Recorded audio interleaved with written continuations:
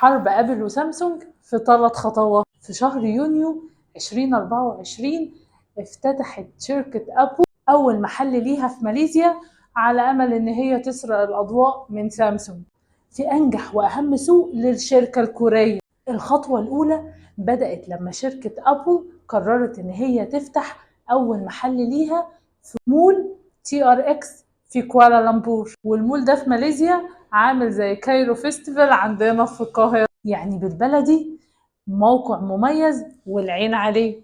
ابل تكتفي بالموقع وتسكت؟ الحقيقة لا، دول كمان عملوا ديل مع إدارة المول إن مفيش أي شركة موبايلات وأول حرف من اسمها سامسونج تعمل أي إعلان في المول. وطبعا أبل كانت تقصد إن هي تعلم على سامسونج في منطقتها. وبعد ما الحركة دي اتعملت سامسونج قررت إن هي تاخد موقف قبل ما آيفون 16 ينزل، وده بقى اللي هياخدنا للخطوة التانية.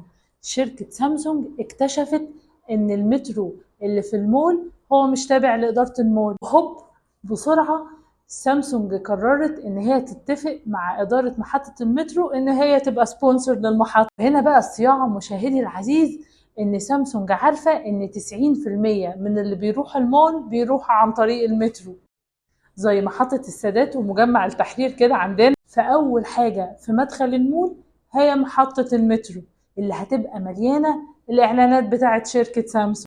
والحقيقة ان سامسونج ما اكتفتش بكده وخلاص، دي غيرت اسم المحطة لاسم محطة سامسونج. عالم جحد قوي صراحة. ومحطة المترو بقت عبارة عن قنبلة لإعلانات سامسونج. تلاقي إعلان في الأسانسير، إعلان تاني على السلالم المتحركة، يسيبك على كده؟ الحقيقة لا، إعلان على السلالم العادية. والحقيقة كده أبل بقت في موقف لا تحسد عليه. أصل أي بوتنشال كاستمر هيركب من محطة مترو اسمها سامسونج جالاكسي وهيمشي ما بين 300 إعلان عن سامسونج، فطبعا هيحصل له غسيل دماغ. وأنا كخبيرة ماركتينج أحب أقولك إن النتيجة معروفة، سامسونج طبعا. وده بقى ياخدنا للمرحلة الثالثة وهي جني الثمار. محدش طبعا ينكر إن شركة أبل اخترقت السوق الماليزي لسامسونج، ولكن من ناحية تانية محدش برضو ينكر ان سامسونج بقت ترند وبقت بتجيب 30 مليون مشاهدة على فيديوهاتها. ده مش في ماليزيا بس، ده في العالم كله.